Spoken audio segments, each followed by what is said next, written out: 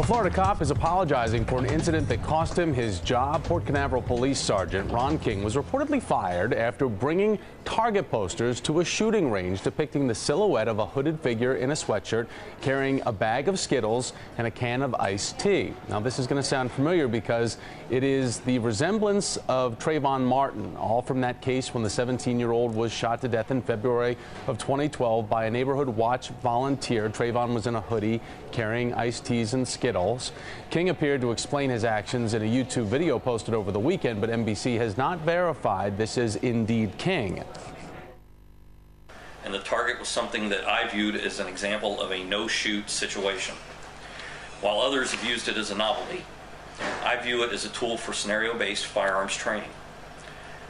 Although to date, the targets have never been used, I did possess the targets for those training reasons. Joining me right now is attorney Benjamin Crump, who represents Trayvon's parents, Sabrina Fulton and Tracy Martin. Mr. Crump, it's good to have you back on with me, and we should note that NBC has yet to confirm again that that video is indeed from King himself. However, Jonathan Capehart did an editorial in today's Washington Post about this story in which he says, quote, King never explains why he has a no-shoot training aid at a shooting range, and while King may have viewed the targets as innocuous, that wasn't the intent of the creator of the loathsome target. Are your clients satisfied with the officer's explanation, at least what you've learned so far, and as well as the subsequent termination of that officer? Well, right now, Trayvon's parents are just trying to deal with the emotions that come over an allegation like this, because if these allegations are true, it's just extremely painful to them that the image of their child, their dead child, would be used by police officers for target practice. That is something that, as a parent, you just think, these are the police, they can't do that kind of stuff.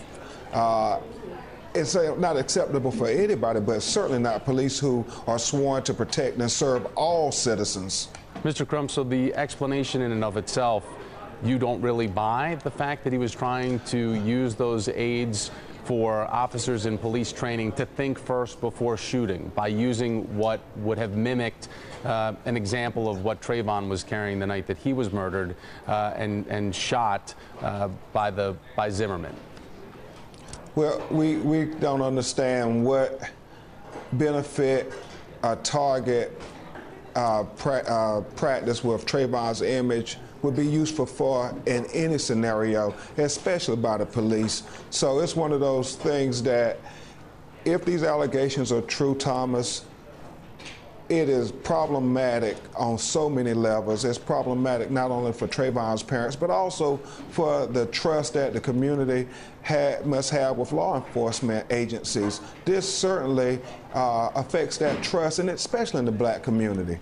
Sir, the trial against George Zimmerman, who is the person accused of killing Trayvon, claims that he shot Trayvon Martin in self-defense on that night. The trial is set for June. George Zimmerman's mom, though, posted a two-page letter online saying that her son was arrested solely to placate the masses. And you've called that disingenuous and disrespectful. Are you concerned that once again that the case is being tried in the court of public opinion, since it's taken so long to actually hear the case in court itself?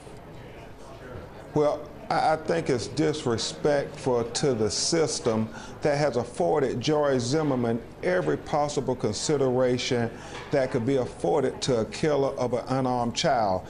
I think never in the history of our criminal justice system has the admitted killer of an unarmed child been given so much consideration, so much benefit of the doubt as George Zimmerman. And we believe the state of Florida arrested George Zimmerman, the admitted killer, on second-degree murder based on the evidence that he profiled, pursued, and shot Trayvon Martin in the heart. And it's the evidence that matters, nothing else. We should note that George Zimmerman has sued NBC Universal for defamation. The company strongly denies those allegations. Mr. Crump, thanks for taking time for speaking with me. And again, the trial date is set to begin in June, so we'll keep our eye on that. Thank you, sir. Thank you.